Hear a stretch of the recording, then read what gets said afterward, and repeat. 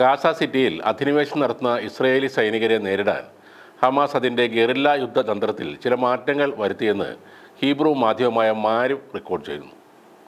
പ്രശസ്ത യുദ്ധ സൈനിക വിദഗ്ധനായ എവി അഷ്കൻസായി എഴുതിയ ലേഖനത്തിൽ ഹമാസിൻ്റെ പുതിയ നീക്കങ്ങളെക്കുറിച്ച് വിശദമായി പറയുന്നുണ്ട്. ഹമാസിൻ്റെ ഒരു വിഭാഗമായ അൽഖസാം ബ്രിഗേഡ്സിൻ്റെ പുതിയ തന്ത്രങ്ങളെക്കുറിച്ചാണ് അതിൽ കൂടുതലും എഴുതിയിരിക്കുന്നത്. ഇസ്രയേലിൻ്റെ മെർക്കാവ ടാങ്കുകളെ നേരിട്ട് ആക്രമിക്കുന്നതിന് പകരമായി ആ ടാങ്കിൻ്റെ കമാൻഡറെ സ്നൈപ്പർ തോക്കുകൊണ്ട് വെടിവെച്ചിരുന്ന രീതിയാണ് അൽഖസാം ബ്രിഗേഡ്സ് ഇപ്പോൾ സ്വീകരിക്കുന്നതെന്ന് എവി അഷ്കൻസായിയുടെ റിപ്പോർട്ട് പറയുന്നു. സ്നൈപ്പർ തോക്കുകൾ ഇല്ലാത്ത ചില പ്രദേശങ്ങളിൽ ഹമാസ് യന്ത്രത്തോക്കുകളും ഉപയോഗിക്കുന്നുണ്ട്. അതിനുശേഷം ടാങ്കിന് അടുത്തുപോയി അതിൻ്റെ അകത്തേക്ക് സ്ഫോടക വസ്തുക്കൾ ഇടും. ഗാസയിൽ ഈ രീതി അൽഖസാം ബ്രിഗേഡ്സ് 5 തവണ ഉപയോഗിച്ചു എന്നാണ് പറയുന്നത്. ഇതുകൂടാതെ സൈനിക ഓപ്പറേഷന് പോയി മടങ്ങി വരുന്ന സംഘത്തെ ആക്രമിക്കുന്ന രീതിയും ഗാസയുടെ വടക്കൻ പ്രദേശങ്ങളിൽ അൽഖസാം ബ്രിഗേഡ് സ്വീകരിക്കുന്നുണ്ട്.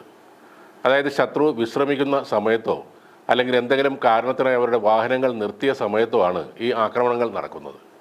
ശത്രു വിശ്രമിക്കുന്ന സമയത്ത് ആക്രമിക്കുക എന്ന ക്ലാസിക് ഗറില്ല തന്ത്രത്തിൽ നിന്ന് ഹമാസ് പിന്മാറിയിട്ടില്ല എന്നതിൻ്റെ സൂചനയാണിതെന്നും അഷ്കൻസായി പറയുന്നു.